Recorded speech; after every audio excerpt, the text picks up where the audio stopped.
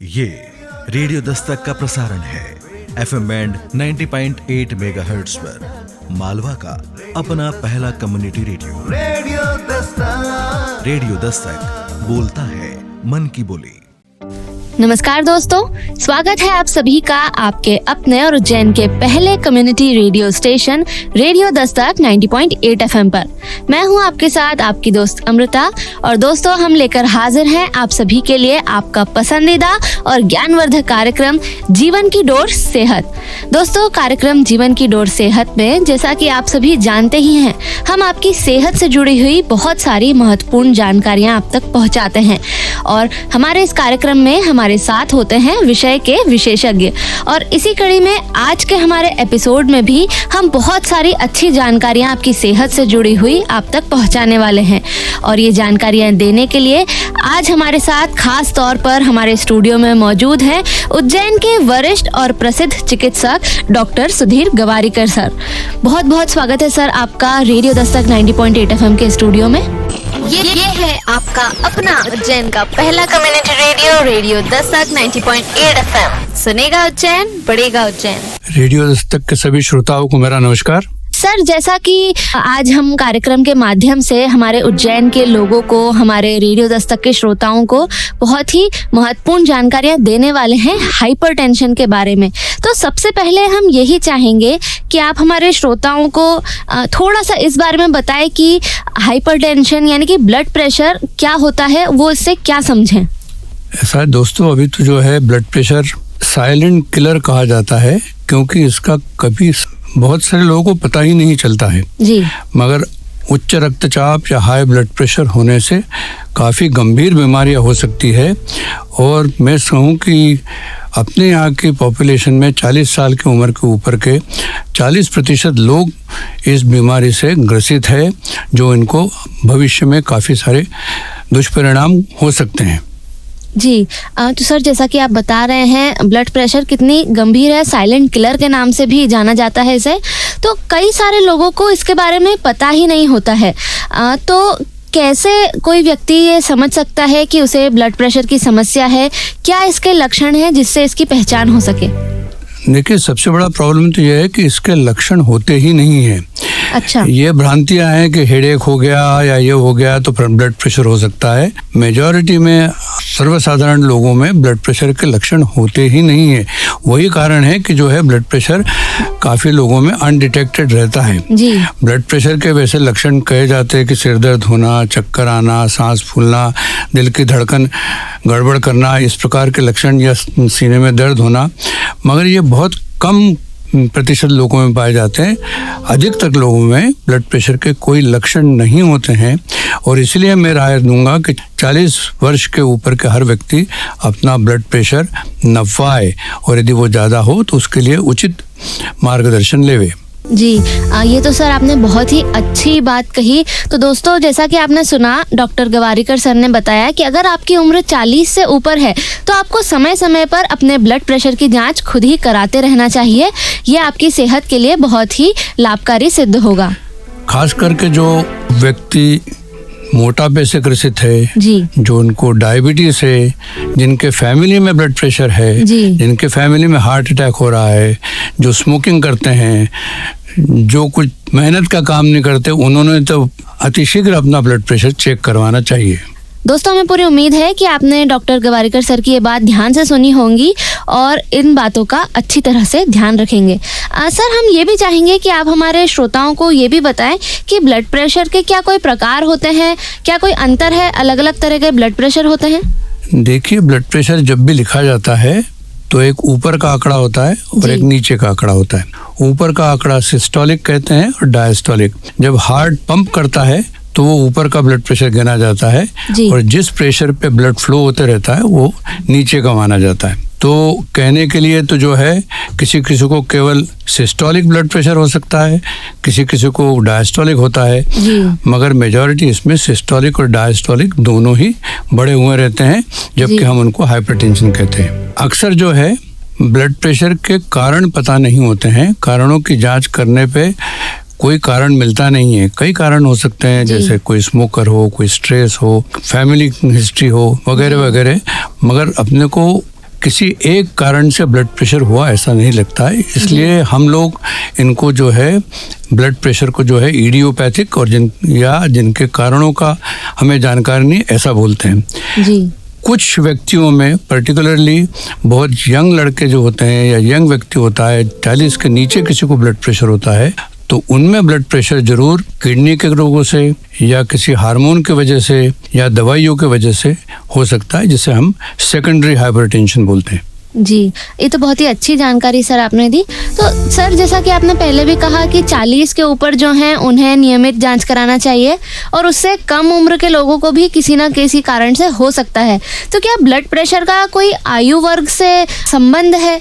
देखिए, blood pressure तो जो है जैसी उम्र बढ़ती जाती है उस प्रकार से ब्लड प्रेशर धीरे धीरे बढ़ता ही है। नॉर्मल ब्लड प्रेशर एक बड़ी डिफिकल्ट उसकी परिभाषा है ही नहीं। कुछ साल पहले 150-90 होता था कि उसके नीचे नॉर्मल है, फिर 140-90 हो गया और अब तो रिसर्च बताता है कि आपका ब्लड प्रेशर 130-80 के नीचे नॉर्मल रहता है। तो कहने का मतलब यह है कि जैसे आपकी आयु बढ़ती जाएगी थोड़ा थोड़ा ब्लड प्रेशर बढ़ता है और हर इसके साथ में आपको ये जो बीमारियां है हार्ट की, किडनी की या ब्रेन की, उसकी रिस्क भी बढ़ती जाती है। मगर हमें जो है अभी जो रिसर्च है उसके अनुसार तो जो है हमें अपना ब्लड प्रेशर 130-80 के नीचे मेंटेन करना है। जी, तो सर क्या जैसे ये तो आयु वर्ग की बात हुई कि आयु के अनुसार ब्लड प्रेशर बढ़ता है, तो क्या लिंग के आधार पर भी ब्लड प्रेशर का कोई संबंध है?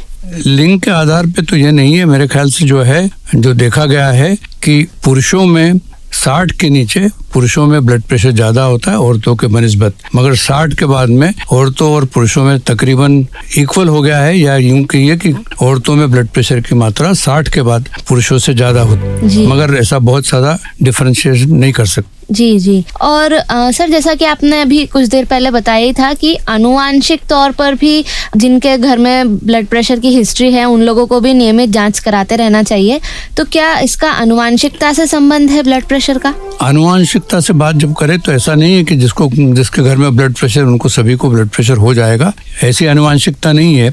और इतना जरूर देखा गया है कि आपके माता पिता में यदि ब्लड प्रेशर हो तो परिवार में ब्लड प्रेशर की संभावना अधिक होती है। इसलिए जिनके परिवार में ब्लड प्रेशर रहा है माता पिता को या और किसी मेंबर को, तो उन लोगों ने अपनी जांच जरूर करवाना चाहिए। जी, तो दोस्तों जैसा कि आपने सुना डॉक्टर गवारीकर सर ने बहुत ही अच्छी जानकारियां हमें दी और हमें पूरी उम्मीद है कि आप ध्यान से इस कार्यक्रम को सुन रहे हैं ताकि आपको भी ब्लड प्रेशर से जुड़ी हुई सभी जानकारियां हों और आप अपनी सेहत का अच्छे से ख्याल रख सकें।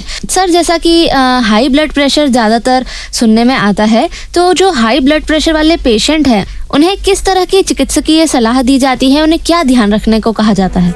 सबसे पहले महत्वपूर्ण बात यह है कि अपन ब्लड प्रेशर क्यों ट्रीट कर रहे हैं। ब्लड प्रेशर इसलिए ट्रीट कर रहे हैं कि उसके दुष्परिणाम होकर आगे आने वाले समय में अपने को गंभीर बीमारियां जैसे हार्ट अटैक, ब्रेन स्ट्रोक या किडनी फेलियर ऐसी बीमारियां न हो, इसलिए अपने कर रहे हैं। और इसके लिए जो है आप चिकित्सक के साथ मिलकर अपना ब्लड प्रेशर का टारगेट डिसाइड करें कि क्या होना चाहिए। दवाइयाँ तो अभी बहुत सारी आई है, मैं दवाइयों के बारे में बात नहीं करूंगा, मगर सबसे इम्पोर्टेंट चीजें हैं कि अपना लाइफस्टाइल मॉडिफिकेशन या अपनी जीवन शैली में बदलाव करके ब्लड प्रेशर को काफी हद तक कंट्रोल कर सकते हैं, जैसा कि डाइट, एक्सरसाइज, मेडिटेशन, योगा, इन सब चीजों से करने से आपका ब्लड प्रेशर कंट्रोल हो सकता है।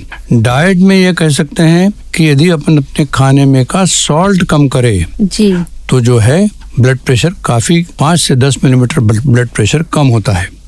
और सॉल्ट कम करने के बाद मैं इसलिए कहूँगा कि अपने मालवा रीजन में जो है नमकीन और ये बहुत खाया जाता है जिसमें सॉल्ट बहुत होता है। तो दोस्तों नमक कम करिए, नमकीन खाना कम करिए, या नमकीन वालों को बोले कि नमक कम डाले, उसमें तो कुछ पूरे पॉपुलेशन में कुछ अंतर आ सकता है। बिल्कुल दोस्तों, जैसा कि डॉक्टर सर ने कहा कि हमें पूरी उम्मीद है आप इस बात का भी ध्यान रखेंगे ताकि आपका ब्लड प्रेशर कंट्रोल में रहे। तो सर जैसा आप बता रहे हैं कि मेडिटेशन और व्यायाम इन सब से ब्लड प्रेशर में फ़ायदा होता है, तो क्या शारीरिक व्यायाम, योग इन सब के द्वारा ब्लड प्रेशर से छुटकारा पाया जा सकता है? मैं ये नहीं कहूँगा कि छुटकारा पाया जा सकता है, मगर जो है महत्वपूर्ण बात यह है कि एक तो अपने वजन का ध्यान रखें।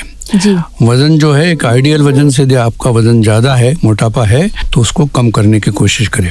दूसरी बात यह है कि खान पान में जो है एक डैश डाइट होता है, जिसका मतलब यह है कि खाने में हरी सब्जियां, सलाद, फ्रूट्स ये रेगुलरली ले। नमक कम करें, घी तेल का इस्तेमाल कम करें। ट्रांस फैट्स मतलब जो जिस तेल में बार बार तला गया है उस प्रकार का तेल इस्तेमाल नहीं करें। सैचुरेटेड फैट्स यानी घी, पाम ऑयल और सैचुरेटेड फैट जो है उसका इस्तेमाल कम करें जी। ये खान पान का ये होना चाहिए। साथ में जो है ये देखा गया है कि तकरीबन 30-40 मिनट एक्सरसाइज आपको रोज करेंगे, 5 दिन ही 40 मिनट रोज एक्सरसाइज करेंगे तो आपको शरीर में से कई चीजों से आपको लाभ मिल सकता है, जैसे ब्लड प्रेशर, मोटापा, डायबिटीज और आपका हार्ट का फंक्शनिंग भी इससे तरक्की करता है। तो 40 मिनट की एक्सरसाइज, मेरे ख्याल से जिम में जाना जरूरी नहीं है, आप जो है रेगुलर वॉक करेंगे, 30-40 मिनट का वॉक हर रोज आपके लिए काफी सेहतमंद रहेगा। मेडिटेशन 10-15 मिनट भी आप मेडिटेशन या योग करते हैं तो दिमाग को शांति मिलती है और उससे कई सारे हार्मोन्स जो शरीर में बढ़ते हैं वो कम हो जाते हैं और उससे भी आपके ब्लड प्रेशर में फ़ायदा हो सकता है। तो दोस्तों इन सब चीज़ों को यदि अपन करेंगे कि डाइट करें, थोड़ा एक्सरसाइज करें, थोड़ा मेडिटेशन करें तो आसानी से 5-10 मिलीमीटर का ब्लड प्रेशर कम हो सकता है। और ये लॉन्ग रन में ये देखा गया है कि ये सब चीज़ें करने वालों को दुष्परिणाम भी बहुत कम होते हैं। मैं ये नहीं कह सकता कि ये करने से आपका ब्लड प्रेशर पूरी तरह से कंट्रोल में आ जाएगा और आपको दवाइयों की ज़रूरत नहीं लगेगी जी। तो सर जैसा कि आप बता रहे हैं कि ब्लड प्रेशर के कारण बहुत से दुष्परिणाम हो सकते हैं, तो हम ज़रूर चाहेंगे कि आप हमारे श्रोताओं को ये जानकारी दें कि अगर उन्हें ब्लड प्रेशर है और वो उसको कंट्रोल करने में लापरवाही करते हैं तो किस किस प्रकार के दुष्परिणाम उन्हें देखने को मिल सकते हैं। देखिए ऐसा है, ब्लड प्रेशर के जो दुष्परिणाम होते हैं वो 1 दिन या 2 दिन में नहीं होते। मेरे पास कई लोग घबरा के आते कि आज 160-100 हो गया, कुछ करिए, तो उस दिन कुछ हो गया है और आज कुछ होने वाला है, ऐसा नहीं है। यदि ब्लड प्रेशर बढ़ा रहता है तो आपके शरीर का जो ब्लड फ्लो हो रहा है, जिस ऑर्गन में फ्लो हो रहा है, उन सब में दुष्परिणाम होते हैं। एक तो पहला हार्ट के ऊपर दुष्परिणाम होता है, जिसका कारण जो है हार्ट अटैक होना या हार्ट का डायलिटेशन हो जाना या हार्ट फेलियर होना, ये होता है। ब्रेन के सर्कुलेशन में इफेक्ट होके स्ट्रोक होना या लकवा होना, ये ब्लड प्रेशर से बहुत ही संबंधित है।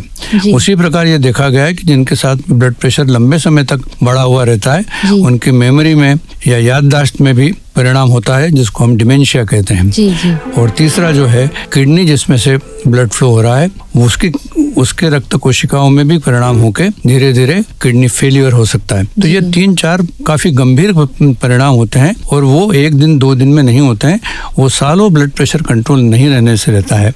तो जो है एकदम आज ब्लड प्रेशर एक थोड़ा सा बढ़ा हुआ है तो उसको घबराने की बात नहीं है, मगर ब्लड प्रेशर बढ़ा हुआ है तो उसको चेक करिए, चिकित्सकीय सलाह लीजिए, लाइफस्टाइल मॉडिफिकेशन कीजिए और उसको एक टारगेट लेवल पे कंट्रोल करने का प्रयास करेंगे तो ये गंभीर दुष्परिणाम आने वाले समय में नहीं होंगे। ये तो बहुत ही अच्छी जानकारियां आपने हमारे सभी श्रोताओं को दी सर। तो दोस्तों मुझे पूरी उम्मीद है कि आपने डॉक्टर गवारीकर सर की ये बातें बहुत ध्यान से सुनी होंगी और अगर आपको भी ब्लड प्रेशर की समस्या है तो आप समझेंगे कि कितने दुष्परिणाम हो सकते हैं अगर आप लापरवाही करेंगे तो। इसलिए रेडियो दस्तक 90.8 FM पर इस कार्यक्रम के माध्यम से हम आप सभी को ये जानकारियाँ इसीलिए दे रहे हैं ताकि आप अपनी सेहत का अच्छे से ख्याल रख सकें और कोई भी लापरवाही ना करें। सर आगे हम आपसे यही जानना चाहेंगे कि अगर किसी व्यक्ति को ब्लड प्रेशर डायग्नोज हो चुका है तो उन्हें क्या बीच बीच में लगातार चिकित्सक के संपर्क में रहना चाहिए, कितना उन्हें अंतराल रखना चाहिए चिकित्सक की सलाह लेने में? देखिए पहले तो ब्लड प्रेशर डिटेक्ट होने के बाद ये देखते हैं कि ब्लड प्रेशर की रेंज क्या है, कितना बढ़ा हुआ है जी।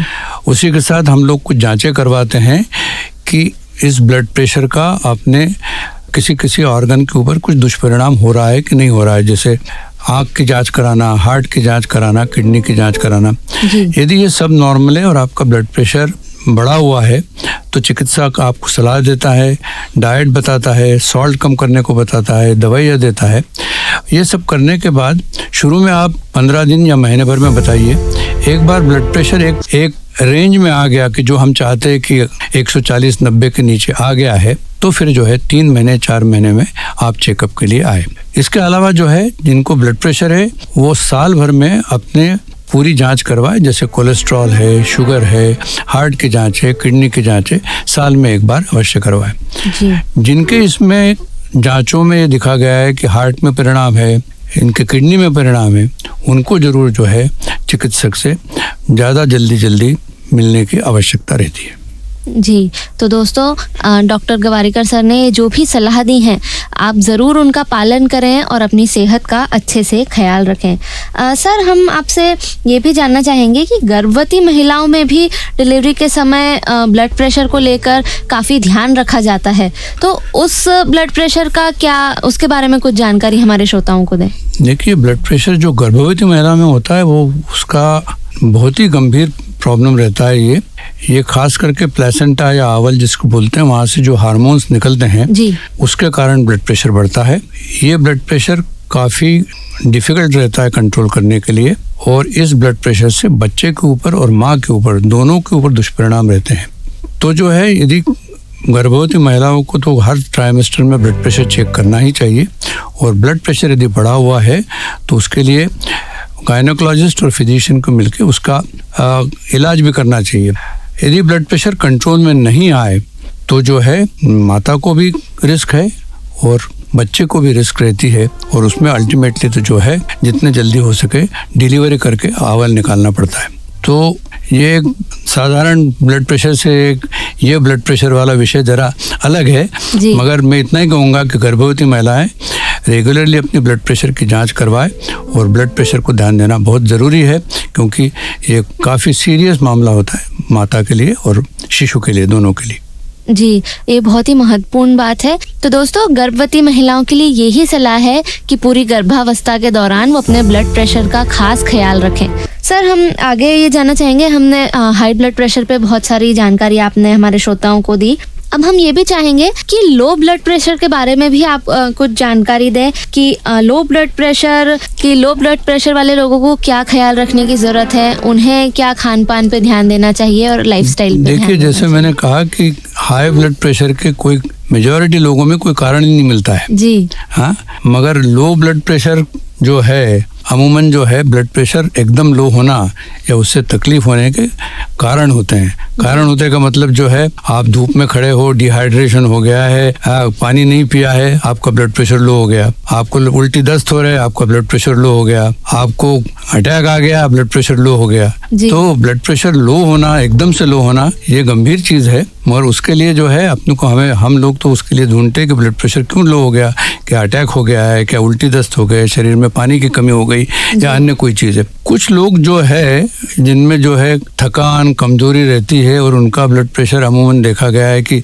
सर्वसाधारण जनता से काफ़ी कम रहता है, उसका कोई कारण रहता नहीं है। उसमें उनको इतनी राय दूंगा कि एक तो पानी की मात्रा, उचित मात्रा में पानी पिए, सॉल्ट बराबर ले, नमक का इस्तेमाल, अपना राष्ट्र काफ़ी गर्म कंट्री है, हाँ, 8 महीने तो काफ़ी गर्मी रहती है, तो जो मेहनत करते हैं, काम करते हैं, चलते हैं, धूप में करते हैं, वो अपना पानी का उचित मात्रा में पानी पिए, साथ में सॉल्ट बराबर ले, वो लेने से काफ़ी कुछ प्रॉब्लम हल हो सकता है। दूसरा प्रॉब्लम जो लो ब्लड प्रेशर का होता है कि पैरों की वेन्स में यदि प्रॉब्लम रहता है तो जो है ब्लड जो है पैरों में इकट्ठा होने लगता है और बीपी कम होता है।